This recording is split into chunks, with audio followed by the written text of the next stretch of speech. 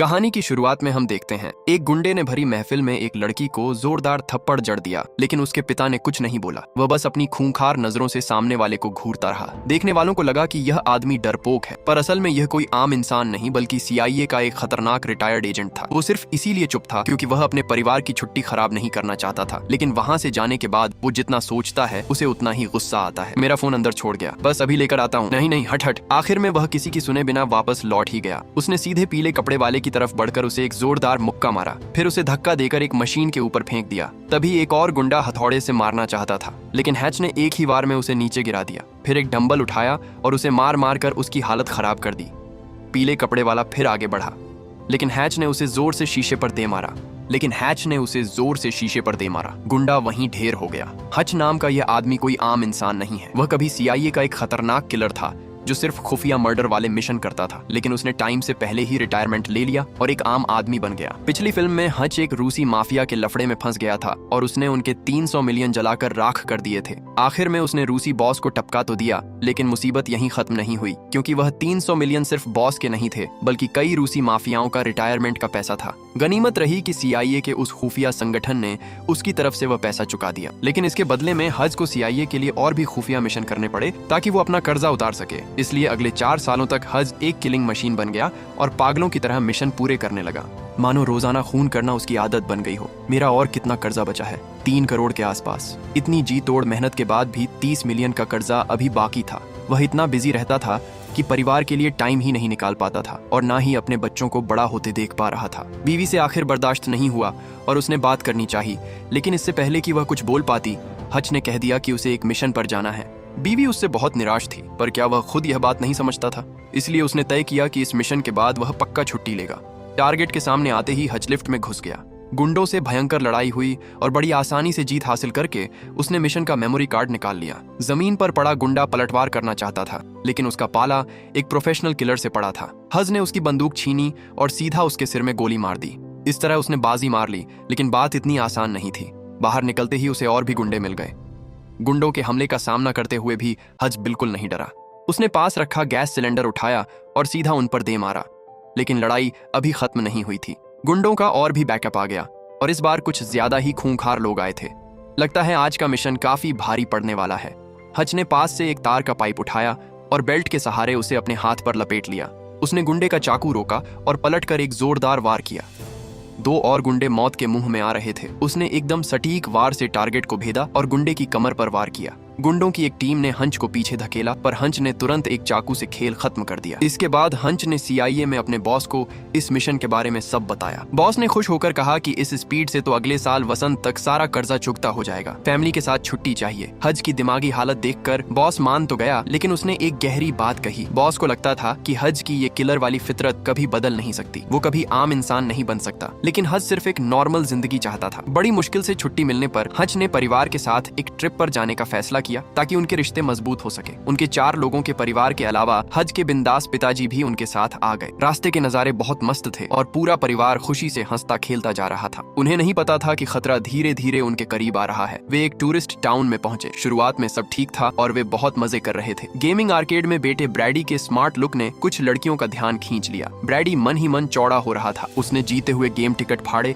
और एक लड़की को दे दिए। यह देखकर पास खड़ा एक लड़का भड़क गया। जब ब्रैडी लड़की के साथ खेल रहा था तो लड़का आकर उसे उकसाने लगा। टिकट्स देकर लड़कियों को पटाने की कोशिश कर रहा है। अगर मैं कहूँ भाड़ में जाइए चलेगा। ब्रैडी का पूरा परिवार ही खतरनाक है तो वो कैसे डरता? लेकिन सामने वाला लड़का कुछ ज्यादा ही हवा में उड़ रहा था। उसने लड़की का खिलौना छीनकर फाड़ दिया। ब्रैडी से यह बर्दाश्त नहीं हुआ और उसने तुरंत एक मुक्का जड़ दिया। हच ने पीछे मुड़कर यह देखा और रोकने के लिए आगे बढ़ा, लेकिन तभी सिक्योरिटी गार्ड वहां आ गया। उसने बिना कुछ सोचे समझे एक झटके में ब्रैडी को धक्का देकर जमीन पर गिरा दिया। शुक्र है हज टाइम पर पहुंच गया और उसने अपने बेटे को बचा लिया। सिक्योरिटी गार्ड ने तो उन्हें बाहर निकलने तक को कह दिया और बोला कि ब्रैडी ने जानबूझकर पंगा लिया है। हज बहस करना चाहता था, लेकिन बीवी ने रोक लिया क्योंकि वे लोग यहाँ छुट्टी मनाने आए थे। वे जैसे ही जाने लगे, सिक्योरिटी गार्ड ने हज की बेटी को थप्पड़ मार दिया। यह तो हज की बर्दाश्त के बाहर था और इसी वजह से वीडियो की शुरुआत वाला सीन हुआ। इस घटना के बाद पूरे परिवार को शहर के पुलिस स्टेशन ले जाया गया। बीवी पुलिस वालों से बात कर रही थी और हज अपने बेटे को समझा रहा था कि अपनी बहन की रक्षा के लिए भी तुम्हें हाथापाई नहीं करनी चाहिए थी। आप मुझे शांत रहने के लिए कह रहे हैं, पर खुद सबसे अकेले भिड़ गए। बेटा पूरी तरह से हैरान था कि पुलिस स्टेशन कौन मारपीट करके पहुंचा था। अचानक एक पुलिस वाला आया और हज को एक ऑफिस में ले गया। वहां शहर का मेयर मार्टिन बैठा था, जो गेमिंग मार्केट में लड़ने वाले उस लड़के का बाप था। जानता हूं तुम वो टूरिस्ट हो जिसने मेरे बेटे को बुरी तरह पीटा। हज को लगा था कि सामने वाला अपनी पावर का फायदा उठाकर बदला लेगा, लेकिन हज की बात सुनकर मार्टिन ने परिवार को जाने दिया। लेकिन पास खड़ा पुलिस वाला इस बात से खुश नहीं था। रुकना मत, क्योंकि आर्केड के वे सिक्योरिटी गार्ड उसी के आदमी थे। अगले दिन परिवार ने फिर से घूमना फिरना शुरू किया। बीवी ने गन शूटिंग में एकदम सटीक निशाना लगाया, जिसे देखकर बेटा भी भौंचक्का रह गया। लगता है इस परिवार से पंगा लेना किसी के लिए भी ठीक नहीं है। पिताजी उनके साथ नहीं गए, बल्कि उन्होंने सड़क किनारे एक छोटी सी जगह किराए पर ले ली और आराम से अपने पुराने शानदार दिनों को याद करने लगे। जानता हूं तुम वो टूरिस्ट हो जिसने मेरे बेटे को बुरी तरह पीटा। हज को लगा था कि सामने वाला अपनी पावर का फायदा उठाकर बदला लेगा, लेकिन हज की बात सुनकर मार्टिन ने परिवार को जाने दिया। लेकिन पास खड़ा पुलिस वाला इस बात से खुश नहीं था। रुकना मत, क्योंकि आर्केड के वे सिक्योरिटी गार्ड उसी के आदमी थे। अगले दिन परिवार ने फिर से घूमना फिरना शुरू किया, लेकिन परिवार थोड़ी देर ही घूमा था कि हज ने भांप लिया कि एक पुलिस वाला उनका पीछा कर रहा है। उसने अपने परिवार को घबराने नहीं दिया और खुद ही मामला निपटाने की ठान ली। उसने परिवार को नाव पर सैर करने भेजा और खुद बहाना बनाकर रुक गया। फिर वो एक दूसरी नाव में चला गया। जैसा कि उसे लगा था, गुंडे तुरंत उसके पास आ गए। तुरंत हज मामले को शांति से सुलझाना चाहता था, क्योंकि वह यहाँ छुट्टियां मनाने आया था। लेकिन एक गुंडे ने दौड़कर हज की गर्दन दबोच ली। वह कुछ और बोलना चाहता था, लेकिन हज ने उसे जोरदार टक्कर मार दी। फिर उसने एक लाइफ जैकेट से गुंडे को दूर फेंक दिया। इसके बाद उसने सामने वाले गुंडे को पकड़ा और नाव से बाहर फेंक दिया। गनीमत रही कि गुंडे ने फुर्ती दिखाई और पानी में गिरने से बच गया। दाढ़ी वाले गुंडे ने हथियार उठाया और अपनी पूरी ताकत से हमला किया, लेकिन गलती से अपने ही साथी को मार बैठा। हच ने गुंडे का दाहिना हाथ पकड़ा, एक रबर ट्यूब उठाया और उसे गुंडे के सिर पर दे मारा, जिससे वह अपनी सीट पर ही बेहोश हो गया। एक और गुंडा जो गिर गया था, उसने ऊपर चढ़ने की कोशिश की। हज ने उसे देखा और उसका भी काम तमाम कर दिया। तभी पुलिस वाला भी हज पर झपटा। हज लड़ना नहीं चाहता था, क्योंकि पुलिस पर हाथ उठाना बहुत बड़ा जुर्म है, लेकिन पुलिस वाला पीछे हटने को तैयार नहीं था और उसने हज की छोटी उंगली ही काट दी। हज जैसे ही अपनी कटी हुई उंगली उठाने के लिए झुका, उंगली लुढ़क कर नदी में जा गिरी और एक मछली उसे निगल गई। यह देखकर हज पूरी तरह बौखला गया। वो झटके से उठा, लेकिन ध्यान भटका होने की वजह से उसे पानी में गिरा दिया गया। क्या वो डूबकर मर जाएगा? गुंडे अभी जश्न मनाना ही चाहते थे कि हंज फिर से ऊपर आ गया। उसकी उंगली चली गई थी। अब उसे किसी पुलिस वाले की कोई परवाह नहीं थी। हंज लड़खड़ाते हुए किनारे पर आया। उसने पुलिस वाले की कमर पकड़ी और उसे जमीन पर पटक दिया। दाढ़ी वाला गुंडा मौका पाकर दौड़ा। हंच ने अपनी मुट्ठी भेंची और उसे एक जोरदार मुक्का जड़ दिया। पीछे से एक और गुंडा मदद के लिए आया। हंच ने उसे भी एक जोरदार झटका दिया, जिसके बाद वह गुंडा वहीं ढेर हो गया। एक और गुंडा आया। हंच ने उसकी कलाई पकड़ी। गुंडे के घायल होने का फायदा उठाकर हंच ने चाकू छीना और उस पर जानलेवा वार कर दिया। तुम्हारे बाप छुट्टियां मना रहे हैं और तुम मेरे मजे किरकिरे कर रहे हो, मुझे डिस्टर्ब कर रहे हो, मैं तुम्हें मार डालूंगा। और उसने उसे जमकर पीटा। इस तरह हज की मुसीबतें बढ़ती ही जा रही थीं। उसे समझ नहीं आ रहा था कि आखिर एक छोटी सी छुट्टी मनाना इतना भारी क्यों पड़ गया है। उसने सीआईए को फोन लगाया, यह जानने के लिए कि आखिर माजरा क्या है। बॉस ने बताया कि यह टूरिस्ट टाउन काफी समय से एक माफिया के कब्जे में है। यहाँ ड्रग्स और हथियारों का खुला खेल चलता है। शहर का मेयर और पुलिस भी उसी माफिया के इशारों पर नाचते हैं। इस माफिया की सरगना डीना नाम की एक रूसी औरत है। वो बहुत खूंखार है और हर तरह के बुरे काम करती है। उसके इलाके में जो भी पंगा लेता है उसकी मौत पक्की है। वो एकदम सिर भरी औरत है।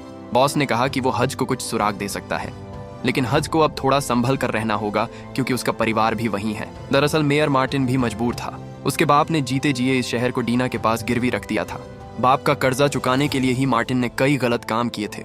अब जब कर्जा लगभग पूरा होने वाला था, मार्टिन ने कहा कि यह उसका आखिरी काम है और वह शहर का मालिकाना हक वापस चाहता है। डीना यह बात कैसे मान सकती थी? यह शहर तो उसके जुर्म का अड्डा था।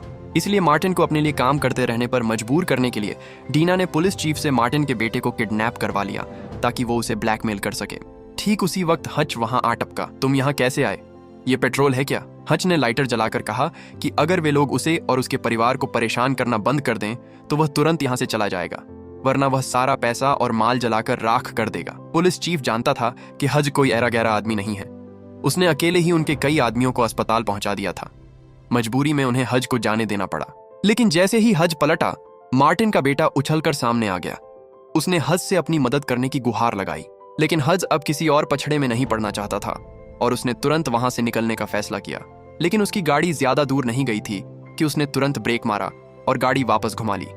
आखिर वह भी तो एक बाप था। इसके बाद गोदाम में गोलियों की आवाज गूंजने लगी, चीख पकार मच गई और कई गुंडे बाहर भागने लगे। ऐसा लग रहा था कि बॉस की चेतावनी बिल्कुल सही थी। गुंडों को ठिकाने लगाने के बाद हच ने बंदूक उठाई और जैसे ही वह छोटे मार्टिन को लेकर जाने वाला था, पुलिस चीफ ने ट्रिगर दबा दिया। वो और गोलियां चलाना चाहता था, लेकिन उसकी बंदूक खाली हो चुकी थी। हच ने उस पर वार नहीं किया, बल्कि छत पर लटक रही लाइट पर गोली मार दी। अचानक हर तरफ चिंगारियां उठीं और वे नीचे रखे काले धन पर जा गिरी। आग फैलने लगी और पूरे गोदाम में आग लग गई। डीना यह देखकर सन्न रह गई। उसने मॉनिटर पर हज की फोटो देखी, लेकिन डीना ने उसे पहले कभी नहीं देखा था और उसके बारे में कोई भी जानकारी नहीं मिल रही थी, सिवाय हज के परिवार की छुट्टियों की तस्वीरों के। लेकिन हज चाहे जो भी हो, डीना ने ठान लिया था कि वह उसके टुकड़े टुकड़े कर देगी। इसलिए उसने अपने सारे आदमियों को इकट्ठा किया और हज के साथ जंग करने का फैसला किया। दूसरी तरफ मार्टिन अपने बेटे की जान बचाने के लिए हज का शुक्रिया अदा करना चाहता था।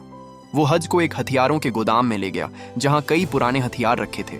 ये सब मार्टिन के बाप के थे, लेकिन अच्छी बात यह थी कि वे अभी भी काम कर रहे थे। मार्टिन के बाप का मर्डर भी डीना ने ही किया था, इसलिए उसने हज के साथ मिलकर डीना का खेल खत्म करने की ठान ली। उन्होंने पूरे अम्यूजमेंट पार्क को खाली करवा लिया ताकि डीना के साथ आखिरी लड़ाई यहीं लड़ी जा सके। हज का जिगरी यार ब्लैकी भी यह खबर सुनकर मदद के लिए आ गया। इतने बड़े युद्ध में भला हज के पिताजी कैसे पीछे रह सकते थे। टीम पूरी होने के बाद सबने काम बांट लिया और अम्यूजमेंट पार्क में कई जाल बिछा दिए। आखिरकार उनका सामना डीना के सबसे खतरनाक आदमियों से होने वाला था। रात होने पर डीना भी अम्यूजमेंट पार्क के दरवाजे पर पहुंच गई। पुलिस चीफ सबसे पहले बातचीत करने के लिए आगे गया। उसने दोनों को सरेंडर करने की सलाह दी और कहा कि अब और हाथ पैर मारने का कोई फायदा नहीं है। पुलिस चीफ जैसे ही मुड़ा, तब उसे समझ आया कि वे सरेंडर करने की बात नहीं कर रहे हैं, इसलिए उसने डीना को हमला करने का इशारा कर दिया। लेकिन डीना अभी भी गोदाम जलाए जाने वाली बात को भूली नहीं थी। पुलिस चीफ को गोलियों से भून दिया गया और वह डीना के इशारे पर ढेर हो गया। गुंडों ने हमला शुरू कर दिया और युद्ध पूरी तरह से शुरू हो गया। टीम ने बिछाए गए जालों का इस्तेमाल करके पहले कुछ गुंडों को मार गिराया। कोने पर एक गुंडे ने अचानक हमला किया, लेकिन गनीमत रही कि कुत्ते ने भौंक कर अलर्ट कर दिया। हज को इशारा मिल गया और उसने 2 गोलियां दागकर खुद को बचा लिया। दूसरी तरफ मार्टिन लड़ते हुए पीछे हट रहा था। तभी एक गोली उसके कूल्हे में लग गई। वह दर्द से कराता हुआ छिप गया और गुंडों के करीब आने का इंतजार करने लगा। इसी बीच हज फिसल पट्टी पर खेल रहा था।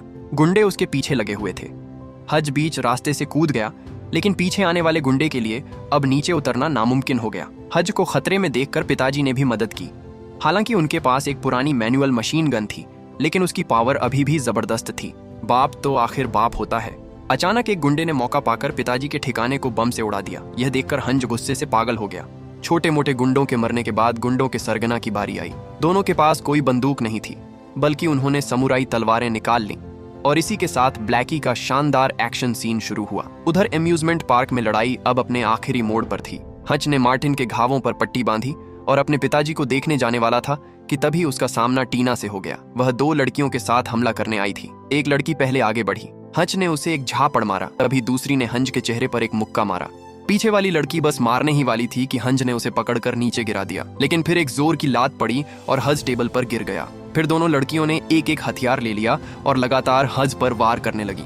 बेचारा हज को समझ ही नहीं आ रहा था कि वो किस किस से लड़े। इस हालत में हज दोनों लड़कियों का मुकाबला नहीं कर पा रहा था। दोनों ने उसे मार मार कर उसकी हालत खराब कर दी। अब हंज उनके कब्जे में था। दीना ने गन निकाली और बस हज को मारने ही वाली थी कि तभी उसकी एक लड़की का काम तमाम हो गया। पता चला मार्टिन ने सही टाइम पर कुछ अच्छा काम कर दिया। तभी दूसरी लड़की मार्टिन की तरफ चिल्लाते हुए दौड़ी, लेकिन मार्टिन ने उसका भी खेल खत्म कर दिया। लेकिन टीना ने एक चाकू फेंक कर बेचारे मार्टिन को रोक दिया। फिर उसने हज की गर्दन पर हथियार भिड़ा दिया। अब बस लग रहा था कि हज की तो अब खैर नहीं, लेकिन तभी हज की बीवी आ गई। टीना ने तेजी से चाकू फेंका, लेकिन हज की बीवी ने ऐसा निशाना लगाया कि चाकू को साइड करते हुए उसकी गोली सीधा टीना की आंख में लग गई और टीना वहीं गिर गई। अब लग रहा था सब कुछ खत्म हो गया, लेकिन तभी और भी गुंडे आ गए। ये देखकर दोनों की हालत खराब हो गई, लेकिन हज के पिताजी अभी भी जिंदा थे। उन्होंने बम का ट्रिगर दबाया और सारे गुंडों का एक साथ खेल खत्म कर दिया। बेचारी टीना हंसते हंसते मर गई और इस तरह हज के परिवार ने खतरे को तो टाल दिया, लेकिन उनका पुलिस स्टेशन जाना तय था। थाने में पूछताछ के दौरान अचानक ऊपर से फोन आया। बड़े अधिकारियों ने उन्हें हज और उसकी बीवी को बिना शर्त छोड़ने का आदेश दिया। अब हज एक बार फिर से CIA का कर्जदार हो गया। दोस्तों, आपको ये कहानी कैसी लगी और क्या आपको नजर में हैच ने अपना बदला ले लिया? अपना आंसर कमेंट सेक्शन में जरूर बताना। और अगर आपको ये कहानी पसंद आई हो तो वीडियो को लाइक करना और चैनल को सब्सक्राइब करना। मिलते हैं बहुत जल्द एक और ऐसी ही मजेदार कहानी के साथ।